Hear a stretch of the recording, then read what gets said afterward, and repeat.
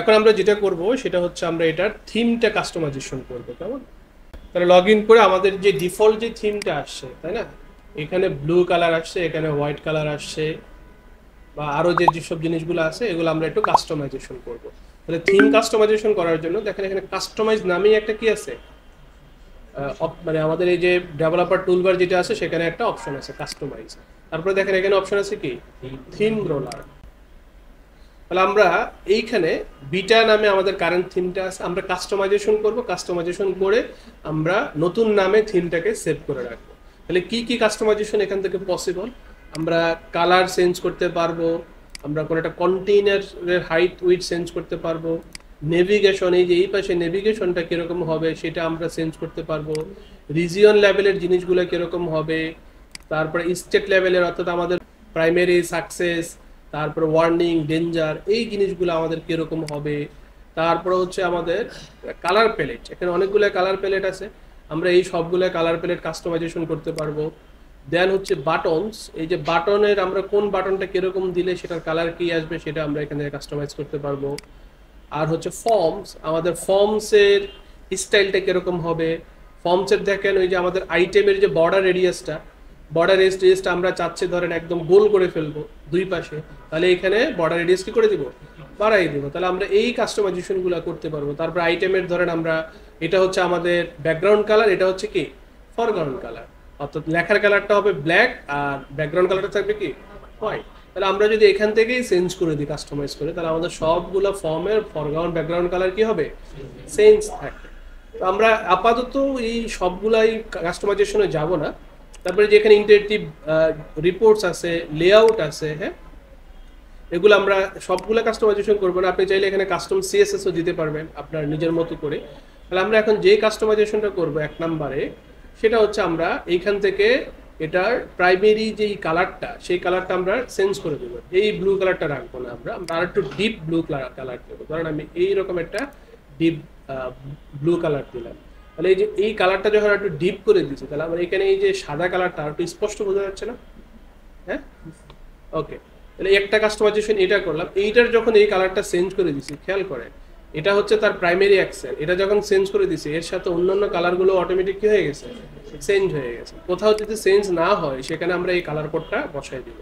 কিছু কিছু জায়গায় আমাদের চেঞ্জ হবে না।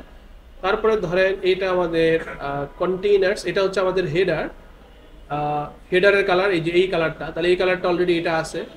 তারপরে বডির কালার, বডির কালার আমাদের ব্যাকগ্রাউন্ডটা হচ্ছে এরকম হোয়াইট থাকবে। আর বডির কালার আমরা যদি এই যে এখান থেকে কোনোটা কালার চেঞ্জ করি, দেখেন বডির কালার কি হয়ে গেছে, চেঞ্জ হয়ে গেছে। বাট আমরা বডির কালার চেঞ্জ না করি, বডির কালার আমরা আপাতত হোয়াইট রাখি। পরবর্তীতে আমরা দেখব এই সব পেজের বডিতে আমরা একটা ওই যে টেক্সচার টাইপের একটা ব্যাকগ্রাউন্ড, হ্যাঁ, তাহলে আমরা টেক্সচার টাইপের একটা ব্যাকগ্রাউন্ড দিব যেটা দেখতে সুন্দর লাগবে, কেমন? তাহলে এটা আমরা আপাতত দিলাম না, আনডু করে রাখি। তারপরে হচ্ছে গেল এটা। এবার হচ্ছে নেভিগেশন, এই যে এই পাশে যে কালারটা, এই কালারটা আমরা একটু চেঞ্জ করি।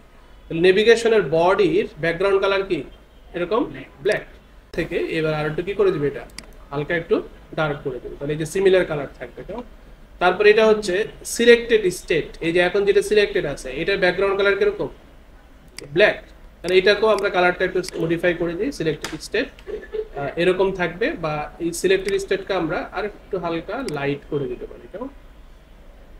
আর ফন্টের কালার যেটা আছে সেটা থাকলো, ওকে। তাহলে নেভিগেশনে আমরা আর বাকি তেমন কিছু চেঞ্জ করব না, এটুকুই রাখি আপাতত। তারপরে হচ্ছে এটার হেডার বডি, তাহলে এটা আমরা আপাতত রাখি, চেঞ্জ করলাম না। এইখানে এই যে বারটা আছে এটা যদি কোনো কারণে আমরা বড় করতে চাই, বা এই পাশের যে বার ইয়েটা আছে এটাকে যদি বড় করতে চাই, এই যে লেআউট, হ্যাঁ, তাহলে লেআউটের এখানে দেখেন আমরা এই যে হেডার হাইট, তাহলে এটার হেডার হাইট এখন কত পিক্সেল আছে, 48 পিক্সেল। এটা দেখেন আমি যখন এটা টানতেছি তাহলে হেডার হাইট কি হয়ে যাচ্ছে, বাড়তেছে, হ্যাঁ, সর্বোচ্চ আপনি 80 পর্যন্ত করতে পারবেন। আমরা এটা বেশি বাড়াইলাম না, 48 ছিল, সেখান থেকে আমরা এটাকে অ্যারাউন্ড 50 বা 54 এরকম রাখি। এটা 52 রাখলাম, হালকা একটু বড় করলাম। এইটাকে যদি আরো বড় করতে চাই, এই যে নেভিগেশন ট্রি যেটা, এটা এখন কত পিক্সেল আছে, 240। তাহলে আমি দেখেন এটা যখন বড় করছি তাহলে এটা কি হয়ে যাচ্ছে, এরকম বড় হয়ে যাচ্ছে। তাহলে আমরা এটা আপাতত বড় করলাম না, 240 রাখি। আমাদের কোনো মেনু যদি এইখানে না ধরে পুরোটাতে, তাহলে আমরা এটাকে একটু কি করতে পারি, বড় করতে পারি, কেমন? তারপর আমরা বাকি যে লেফট সাইড কলাম আমরা পরে বানাবো, তখন সেটা লেফট সাইড কলামকে যদি বড় ছোট করতে পারি সেটা করতে চাই পারি। আর হচ্ছে আমাদের কি আছে, কাস্টম সিএসএস। তাহলে আমরা আপাতত কোনো কাস্টম সিএসএস ইউজ করলাম না। এখন কি করব, এটাকে সেভ করব। দেখেন সেভ যখন করছি তখন এইখানে দেখেন আমার বিটা কপি এরকম নাম হচ্ছে, তাই না? তাহলে এটাকে আমি কি করব, নিজের মতো করে একটা নাম দিয়ে দেবো। কারণ আমি এটা নাম দিলাম লাইক মাই থিম, এরকম একটা নাম দিয়ে সেভ করে রাখলাম। তাহলে এটা আমার ওই যে নতুন করে একটা থিম আমার কাস্টমাইজেশন করে আমার এই মাই থিম নামে আমি দিয়ে দিছি, এটা এখন কি আছে, কারেন্ট আছে। ওকে, তাহলে থিম কাস্টমাইজেশন করলাম আমরা এইটুকু। Don't forget to like and subscribe.